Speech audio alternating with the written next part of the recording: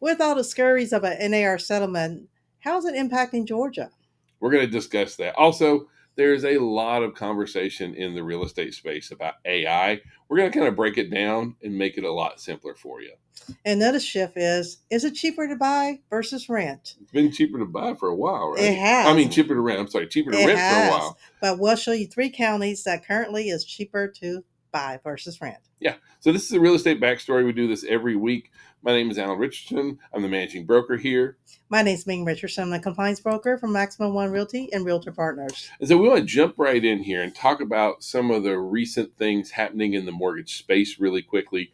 First thing is that there is a big uptick in the number of buy downs happening in our industry right now. That's something that we've seen kind of shift as affordability concerns continue to be real impactful. Absolutely. Then we're seeing where folks are shifting over to mortgage buy downs to try and make that not quite so painful. But one thing that we're finding is a lot of real estate professionals are not familiar with a buy down, whether it's a 3-2-1, 2-1, or just a straight rate buy down. Absolutely. So it is good for you to have a conversation. You can use seller concession to do buy down or Mm-hmm. what have you. Yeah. So just be looking at like smart folks, especially smart listing agents, are understanding the power of buy downs. And so are you better off to reduce the price, or are you better off to offer a buy down? Because you could save that buyer potentially hundreds of dollars a month by doing a buy down as opposed to doing a price Well, reduction. when you quadruple that and compound it on 30-year loan, that is Yeah. significant. Yeah. So, yeah, do use some of sell concession for buy down. You definitely can do that. Yeah, well, and if you're representing a buyer, like part of their closing costs can be used to buy down their rates. Having these kind of conversations and being very comfortable with them is going to help you close more deals. Absolutely. Also in mortgage, when it comes to mortgage rates, thankfully we're on like 4 or 5 weeks now. It's not what I'd call significant declines in But it the, is moving but it is downward. moving down, right? Like we're moving into the right direction. We're really glad to kind of see that going on. Now, one thing that there is kind of in the news, and not Foreclosures. foreclosures, okay, delinquencies, which Hmm. means that people are getting behind, and They so are. in 80% of the markets in the U.S., delinquencies jumped up. Now we have our folks have so much equity. Almost 50% of the folks out there have own their homes outright, and then another 30 or so percent have over 50% equity. And personally, I If don't. not, they got at least about $50,000 Yeah. to $100,000 worth of equity. I mean, we So just don't know. I really don't really know anybody that's upside down in their homes. We're not seeing depreciating values here, especially in Georgia. And so if that's the case, then these are folks that may need to sell. I know they may not want to, and a lot of times when you see foreclosures, especially in this market, mhm. it's because those folks decided not to really deal with it. They just kind of shoved their head in the sand. But this is also a great opportunity for you to be able to reach out and help these people capture that equity as opposed to having it taken by the bank. We just had one that came through the other day. The house was purchased around about $1.3 million, Hmm. and they waited and waited and waited, and now they got a notice. And the auction is March 3rd. Right now, we're almost middle of February. I mean, for that price point, it's hard to move. You're going to have a hard time moving $1 million property quickly like Absolutely. that. So, while we're talking about mortgages, really quickly, we want to talk about something that we're actually really excited about. Hmm. And so there is this service called optoutprescreen.com. It's OPTOUT Pre-screen. prescreen.com. And what this is anytime that one of your buyers, as soon as they submit, their documents to the lender. Or inquiry for a loan. Yeah, most of your good lenders are going to do what's called a soft pull in the very beginning, and that won't impact their credit by any means, that kind of stuff. But but before that loan is actually processed, that lender is going to do what's called a hard pull on their credit. As soon as that happens, it's like they send out a bat signal, and The all floodgates and open. now everybody and their brother starts calling your buyer client. I've got better rates. Are you interested in buying a car? Do you want to buy this over here? And that is, it's one of those things where they get the daylights annoyed out of them.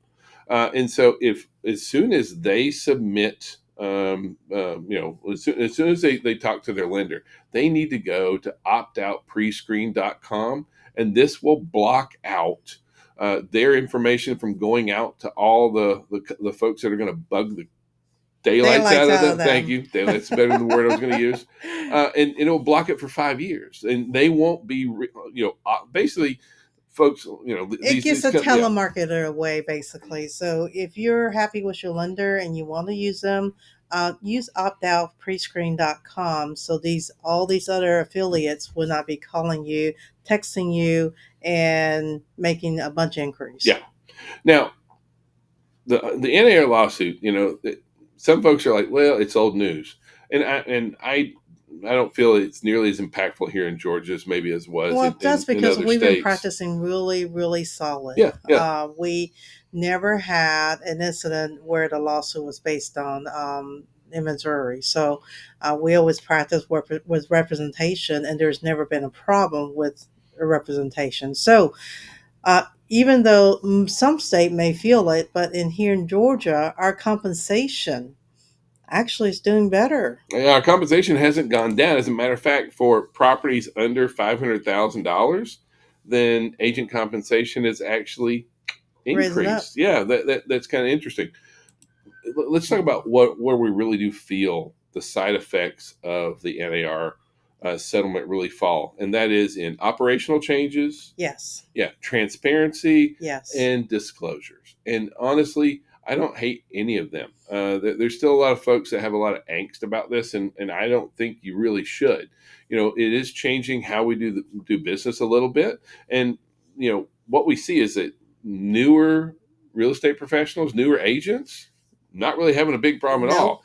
It's the old seasoned veterans Yeah. that seem to have that don't want to kind of adapt to it and that kind of stuff. So They're uncomfortable because they felt like they've been in business for a long yeah. time.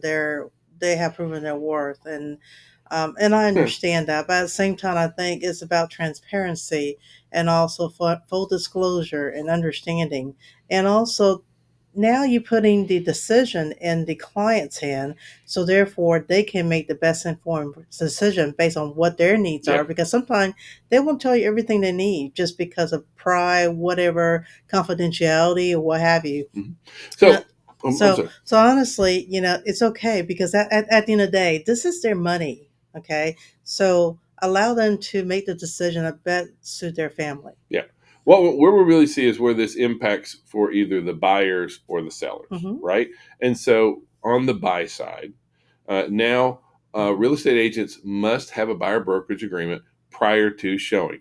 And by the way, that counts for both realtors and real estate professionals because that's the rule in the MLS now. And so if you're not following that rule, you may lose access to the MLS.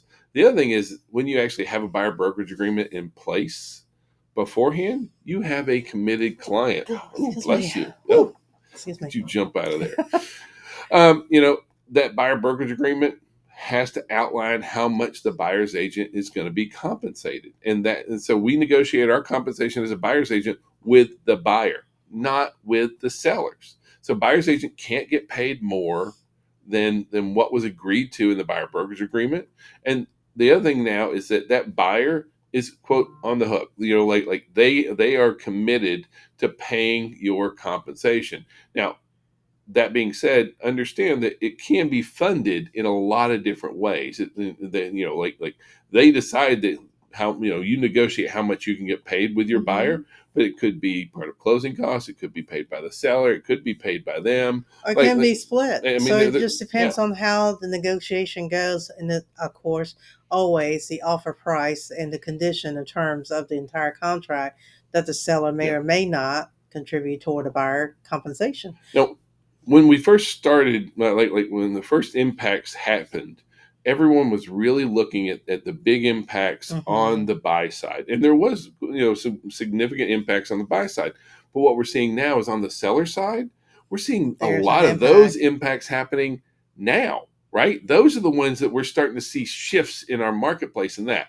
And so now, For those of you that are not comfortable in talking to your client and having transparency and disclosure, you might find yourself in taking less compensation because the way your client understands it from you was that this was all that was required for sale of the property. And if the buyer insists on having a full three, whatever bananas, you might have to take less because you were not transparent about your position with your client. well, let's start at the very beginning here. And so, first thing is that do the sellers have to pay compensation? No, No, no, they don't, right? Um, but if the we have to be ready to present to our clients. This is what happens if you don't offer compensation, and this is what you do. See, the biggest challenge is that I would say the vast majority of buyers, and even for buyers who can, they don't want to pay the compensation up front. correct, They want to finance it in the exact same way as when your seller probably bought their home, correct. right? And so here's where the big shift that Ming was talking about is that really smart listing agents are negotiating their compensation first. And Hmm. in a lot of cases, not necessarily the total compensation, because the challenge here is that if you don't do this, you know, you could either A, be cutting your own compensation, or two, possibly cost your client money. And what we mean by that, Ming just brought it up. Like if you go and you say, I want, like I recommend that we offer, 7 bananas, and I'm going to keep 3.5 bananas, and I'm going to share 3.5 bananas.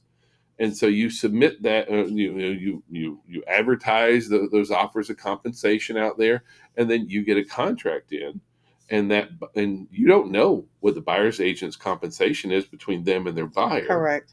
and they send over a compensation. I mean, they send over a contract, and it's asking for 5 bananas in compensation for Hmm. for that contract, and you go back and you say, hey, we're only offering 3.5. Well, to the buyer, they don't really care what you've offered, because remember what we said earlier, the buyer is on the hook for 5 bananas with their agent. And so if you go in and you negotiate total compensation, you negotiate Well, 7 bananas, now you got to pay 5 to the buyer's agent. That's 2 bananas left for you. the smart agent would say, my compensation is four Yes, bananas. or Okay. whatever, right? All right. And then, and also inform the seller, it is what I'm seeing as a trend that the buyer sides are getting 4% as well. So if you prepare the seller that they may be at 8%, That percent, sorry, 8 bananas yeah, involved, at least the seller's aware and they can make their decision as well. right. So, but when you go in and said, oh, I'll list it for 6 bananas and we're done. Well, if the buyer's compensation is four bananas, guess what? All seller heard from Yeah. what you said was it's total six. So here's the big shift: prepare your sellers, negotiate your compensation up front. Even if you're not offering any compensation at all, when they submit an offer, is it going to have an offer of Mm-hmm. compensation included in the vast majority of contracts that we're seeing? Absolutely. So we have to prepare our sellers. It's so Correct. so important that we do. The other big shift here for our sellers is that the sellers kind of don't have the rights to be able to dictate what the buyer's agent compensation is anymore. Correct. Back No pre-settlement, it longer. was it was like, this is what we're offering, and the buyer's agents pretty much took it. And so we've seen where a lot of sellers have just said, well, I'm only going to offer this many bananas or this many whatever's kind of thing. And to the buyer, that's an affordability issue. It's not a steering issue. Buyers are not going to avoid it. We're not going to not show that property. But when that offer comes in, Right. it's going to be in there, kind of thing. Mm-hmm. And so that's where the big shift is. When this whole thing first started out, everyone was worried all about the buyers, and now we're seeing this big shift where it's really impacting the sellers. And for smart listing agents, we're explaining this to our clients, because this is the big shift that we've really seen. All right, let's talk about AI. AI, man, everyone talks about AI. kind of like it's this unknown magical thing. It's like, Hmm. fairies riding around on unicorns. It is. It's Fairies and yeah, unicorn. absolutely. But Okay. it's not nearly that big a deal. It's like here in the real estate space, right? What is the big impact on AI? Number one, listing descriptions, crafting listing descriptions. After that, it's like making blog posts, letters, social media content. Like 60% of realtors or real estate professionals are now using AI to help with making social media content, web content, that kind of stuff. So it's not this big magical thing. What we see, and this is just our own personal, I guess, bias opinions here, is that most agents are really using ChatGPT. ChatGPT is probably the most prolific, or most used social media, I mean, AI system that we see inside the real estate space. But we want to give you a few general guidelines on using ChatGPT because this is one of those where it's garbage in, garbage out kind of stuff. And you might think, well, like I just wanted to go do it. You have to give it give it a little bit of meat to chew on here. Yeah, It's not real hard to like do. anything, if you don't have clear direction, then it's going to spit out whatever it think it should spit out. Yeah. So it may not achieve what you ultimately want it to say. And also with ChatGPT, understand, based on fair housing, when you list a property, make sure you describe the property, not the Not people. Yeah. characteristic of people that may buy the property. Now, when you are going to use ChatGPT, here's how you prepare. Okay. First thing is you got to have clear instructions, right? Describe the project or what you want ChatGPT to do. So, for example, I want you to create a 400-word listing description. Next is describe who you are. I'm a real estate agent. I'm a real estate professional. You want to give it some background on who you are. Then you want to describe what you want this project to To achieve, achieve. right? Who the target audience is. I want this listing description Well, to appeal to first time buyers, or I'd like to get people to read this and then set up an appointment to come see this property. Those kind of things. And then you also want to give it a persona, right? And so this is emulate a style, a person, a brand.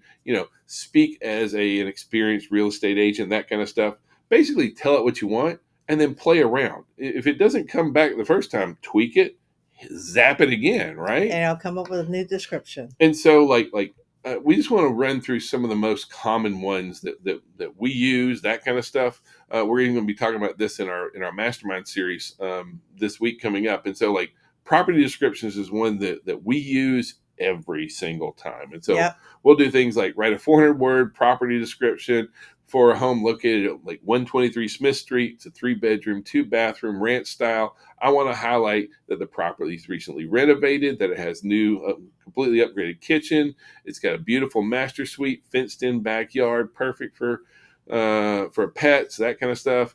I want to highlight, I know, Pets is yeah, a little crossing the line yeah. on fair housing. But I want to appeal to first-time buyers. Speak as an experienced real estate professional. The goal of this is to get people to read this description and set up an appointment with me. And so you can do it that way. Some folks are going out and doing the same thing and say, give me 3 different property descriptions, this many words long Hmm. for that. So at the end of the day, just remember you got to give us some type of guideline, clear direction when you're writing this. And once it finished writing, double check, make sure you're not violating any fair housing. That's the one. And you do have to because it will talk about people and Oh not yeah, property. all Yeah. day.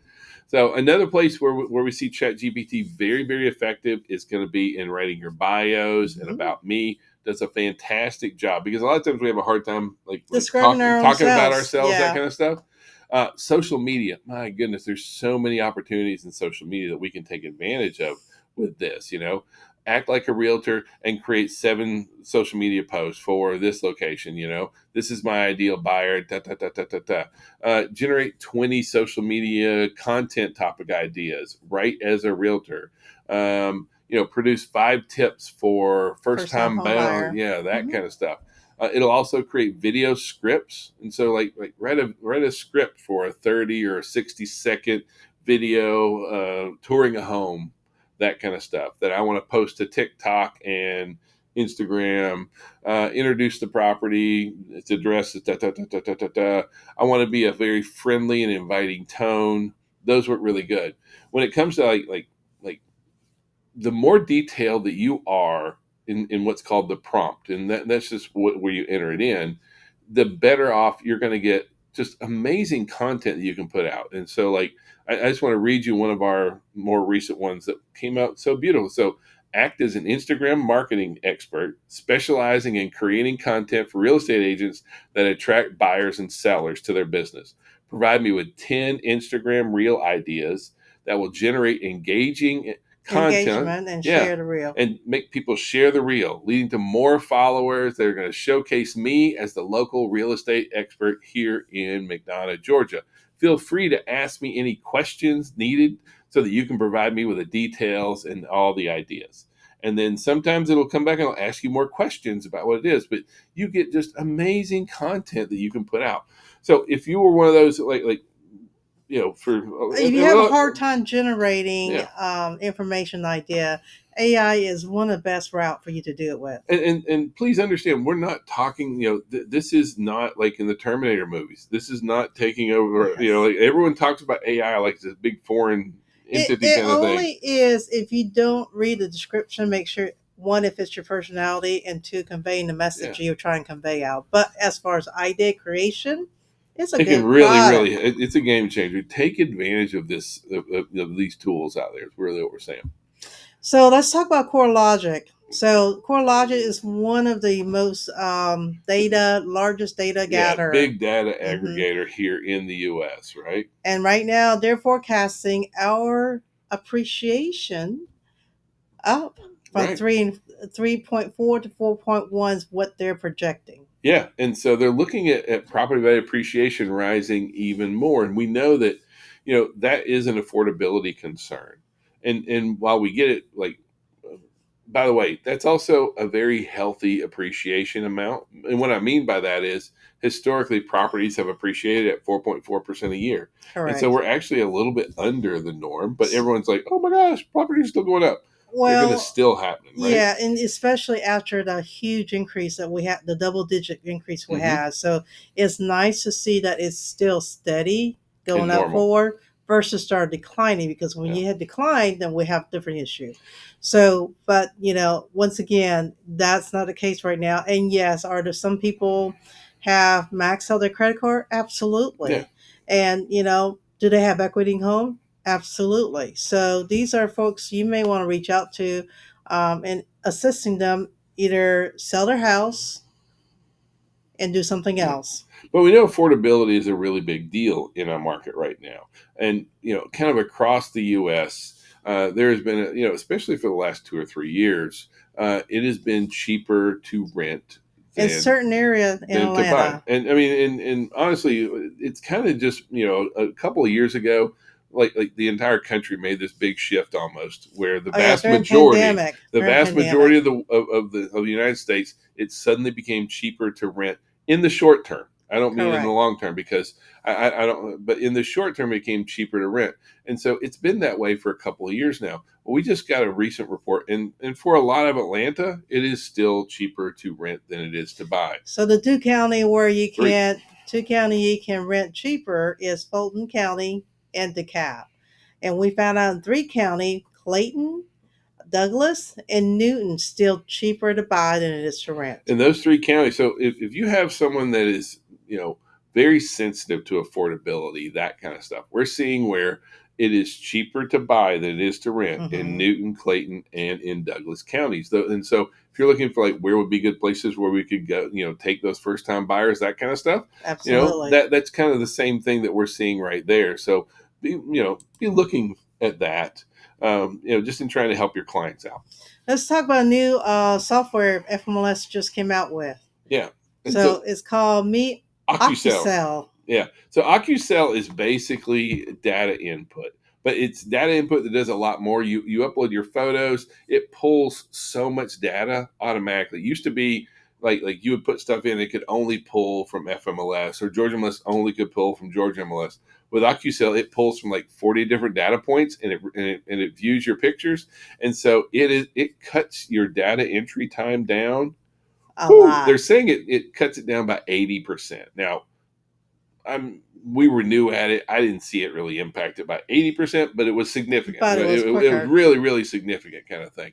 And so, but it will also list into multiple listing servers. So it will go into FMLS, and you can also input into Georgia MLS at the same time. It's just a new tool we kind of find pretty cool. So if you're putting in listings and you put them in FMLS, consider using OcuSell. We're kind of excited to see that. Makes your life a little easier and a little speedier. Yeah. So, if you guys want any more real estate ideas, tips, and tricks, please watch us and one of our mastermind down below and catch any of our live CE training class at www.mx, the number one training.com. Bye, everybody. Thank you. Have a great day.